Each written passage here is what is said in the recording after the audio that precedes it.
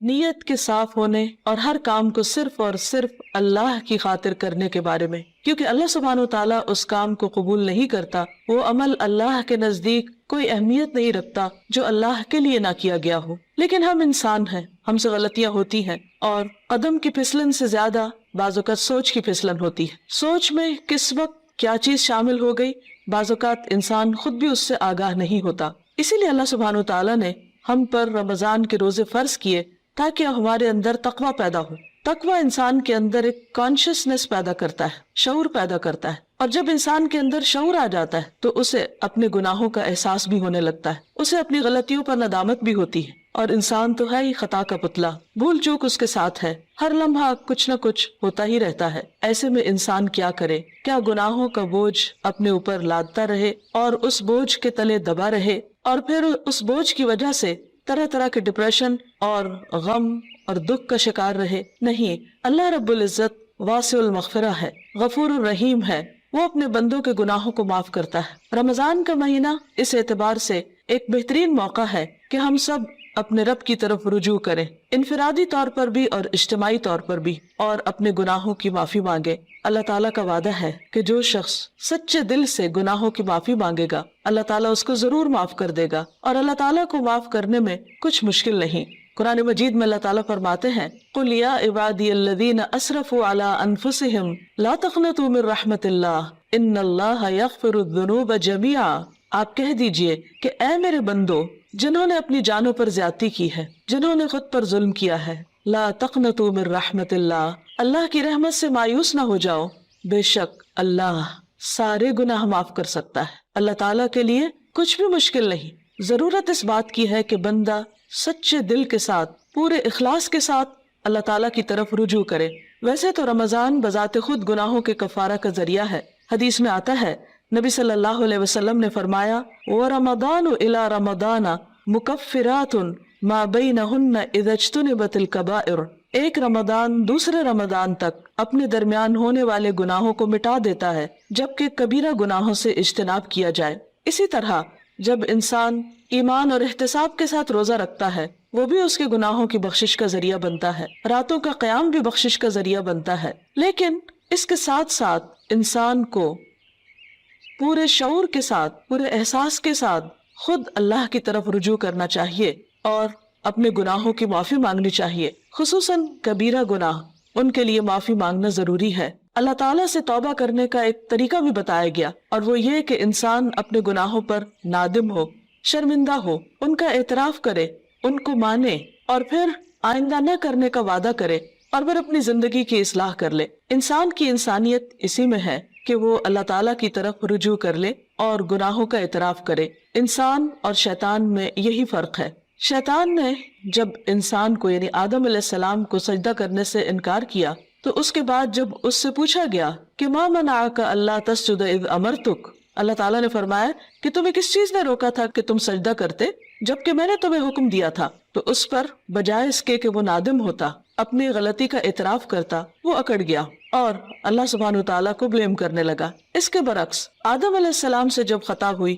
اور وہ بھول کر جنت کا وہ پھل کھا بیٹھے جس کے کھانے سے ان کو روکا گیا تھا، تو جب انہیں اپنی اس بات کا احساس ہوا کہ انہوں نے درست نہیں کیا اور ان سے جنت کا لباس اتروا لیا گیا، تو وہ فوراً اپنے رب کی طرف پلٹے اور انہوں نے اعتراف کیا اور دعا کی، ربنا ظلمنا انفسنا وان لم تغفر لنا وترحمنا لنکونن من الخاسرین، کہ اے ہمارے رب، ہم نے اپنی جانوں پر ظلم کیا اور اگر تو نے ہمیں معاف نہ کیا اور ہم پر رحم نہ کیا تو ہم ضرور نقصان اٹھانے والے ہو جائیں گے۔ گویا انسان غلطی تو کرتا ہے، لیکن اگر وہ رب کی طرف پلٹتا نہیں اور رب اس پر رحمت نہیں فرماتا تو پھر انسان کا کوئی ٹھکانہ نہیں۔ روزے کی حالت میں انسان کو اپنے آپ کا جائزہ لینے کا موقع ملتا ہے، کیونکہ بہت سی مصروفیات اور مشغولیات سے، خصوصاً کھانے پینے کی مشغولیت سے فراغت پانے کے بعد جب روزے کی حالت میں، بھوک کی حالت میں اس کو اپنا محاسبہ اور اپنا جائزہ لینے کا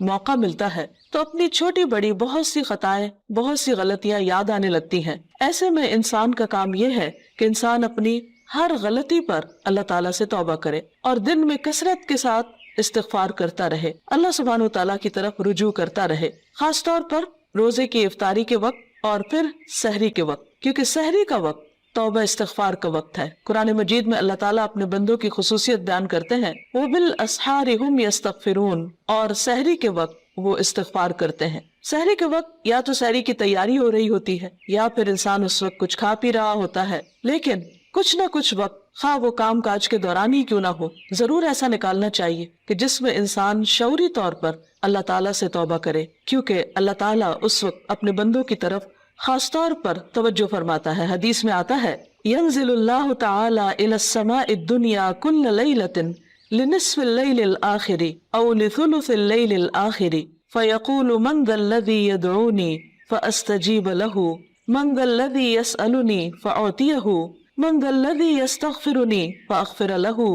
حتى يطلع الفجر۔ اللہ تعالیٰ ہر رات کو آدھی رات یا ایک تہائی رات کے آخری حصے میں آسمان دنیا پر نزول فرماتے ہیں اور ارشاد فرماتے ہیں کہ کون ہے جو مجھ سے دعا مانگے اور میں اس کی دعا قبول کروں، کوئی ہے جو مجھ سے سوال کرے کہ میں اسے عطا کروں، کون ہے جو مجھ سے استغفار طلب کرے اور میں اسے بخش دوں، یہاں تک کہ فجر طلوع ہو جاتی ہے۔ یعنی اس وقت خاص طور پر اللہ تعالیٰ اپنے بندے کی طرف متوجہ ہو کر اس کو پکارتا ہے کہ تم غلطی کرنے کے بعد میری طرف لوٹ آؤ۔ رمضان ایک مبارک موقع ہے کہ جس میں انسان سحری کے وقت اٹھ ہی جاتا ہے، تو اس وقت اللہ سبحانہ تعالیٰ کی اس پکار پر لبیک کہتے ہوئے اپنے گناہوں کی معافی مانگنی چاہیے اور اس کی طرف رجوع کرنا چاہیے، کیونکہ وَمَن يَغْفِرُ الذُّنُوبَ إِلَّا اللَّهُ، کون ہے جو گناہوں کی بخشش کرے سوائے اللہ کے۔ ہم میں سے کون ہے جو یہ دعویٰ کرے کہ اس سے کبھی کوئی غلطی نہیں ہوئی یا اس نے کوئی گناہ نہیں کیا؟ ہم سب خطا کار انسان ہیں اور ہم سے غلطیاں ہوتی ہیں، لیکن غلطی پر توبہ کرنا اور غلطی پر شرمندہ ہونا انسان کی فطرت میں ہے۔ اگر انسان اس فطرت کو مسخ نہ کر دے تو جو ہی کوئی گناہ ہوتا ہے، انسان کا ضمیر فوراً ہی اسے آگاہ کرتا ہے کہ تم سے غلطی ہوئی ہے اور انسان اپنے رب کی طرف پلٹنا چاہتا ہے۔ لیکن بعض اوقات انسان کا نفس اس کو دھوکہ بھی دے جاتا ہے، اور بجائے اس کے کہ انسان غلطی کا اعتراف کرے، انسان اپنی غلطی پہ پردہ ڈالنے لگتا ہے، اس کو جسٹیفائی کرنے لگتا ہے اور پھر غلطی پہ غلطی کیے چلے جاتا ہے۔ کیونکہ ہوتا یہ ہے کہ جب انسان ایک گناہ کر لیتا ہے، اللہ کی ایک حرمت کو پامال کرتا ہے، اللہ تعالیٰ کی ایک نافرمانی کرتا ہے، تو پھر اس کے بعد اس کی جھجک ختم ہو جاتی، اس کی حیا ختم ہو جاتی، پھر وہ دوسرے گناہ کے لیے دلیر ہو جاتا ہے اور پھر گناہوں کا سلسلہ چل پڑتا ہے۔ اور اگر انسان توبہ نہیں کرتا تو وہ ایک سیاہ نقطہ جو دل پر لگتا ہے ایک گناہ کی وجہ سے، وہ نقطہ پھیلنے لگتا ہے حتیٰ کہ گناہوں کے ساتھ پورا دل سیاہ ہو جاتا ہے اور پھر انسان کے اندر سے احساس بھی ختم ہو جاتا ہے۔ اس کے باوجود انسان کو مایوس نہیں ہونا چاہیے۔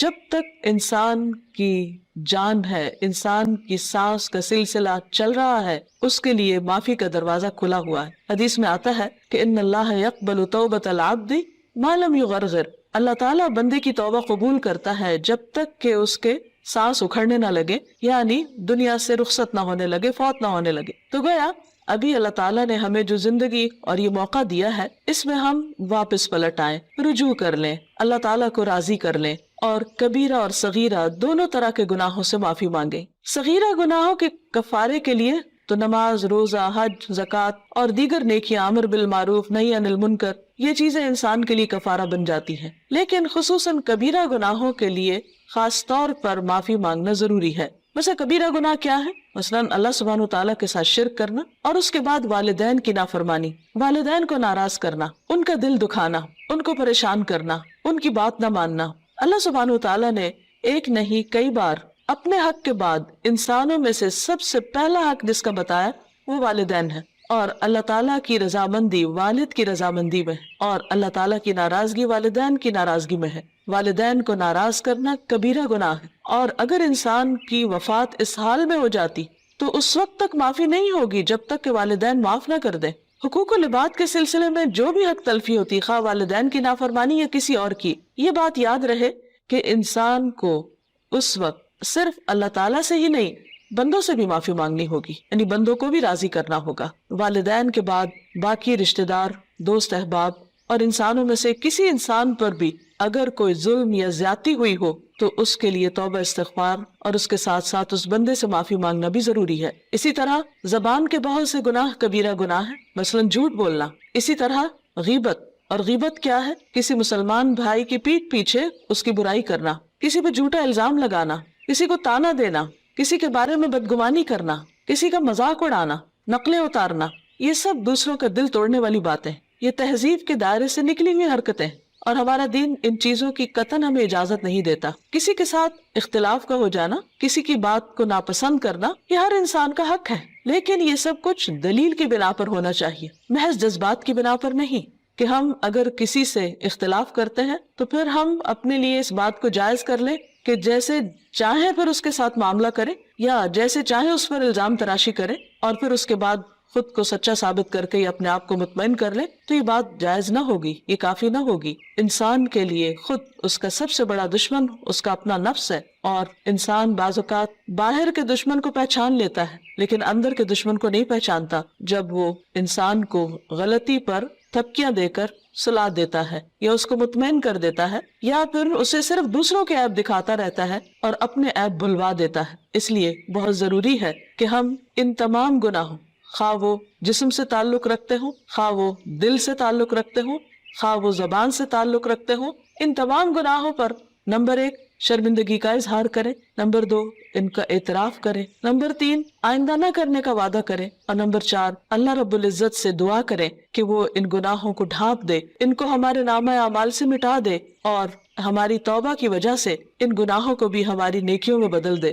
کیونکہ اللہ تعالیٰ کے لیے کچھ بھی مشکل نہیں۔ قرآن مجید میں آتا ہے وَهُوَ الَّذِي يَقْبَلُ التَّوْبَةَ عَنْ عِبَادِهِ، وہ اللہ ہی تو ہے جو بندوں سے توبہ قبول کرتا ہے اور اس کو پسند کرتا ہے کہ بندے اللہ کی طرف رجوع کریں۔ وَيَعْفُو عَنِ السَّيِّئَاتِ، اور وہ خطاؤں سے یعنی صغیرہ گناہوں سے درگزر کرتا ہے۔ وَيَعْلَمُ مَا تَفْعَلُونَ، اور وہ جانتا ہے جو کچھ بھی تم کرتے ہو، یعنی ہمارا کوئی بھی عمل، خواہ وہ چھوٹا ہو یا بڑا، تنہائی میں کیا ہو یا سب کے سامنے، اللہ سے تو چھپا ہوا نہیں، پھر اس کے فرشتے لکھ بھی رہے ہیں۔ اس لیے بہت ضروری ہے کہ اللہ کے حضور حاضر ہونے سے پہلے ہی ہم اپنے ان گناہوں کو اپنے نامہ اعمال سے اپنے آنسوؤں کے ساتھ دھو ڈالیں، اور عجز و انکساری کے ساتھ اللہ کے حضور جھکیں، اور زبان سے بھی استغفار کرتے رہیں، اور اس کے لیے خاص طور پر استغفر اللہ، اللہم اغفر لی اور استغفار کی دیگر دعائیں پڑھنا بھی فائدہ مند ہے۔ اللہ تعالی ہمیں عمل کی توفیق عطا فرمائے۔ وآخر دعوانا ان الحمد للہ رب العالمین۔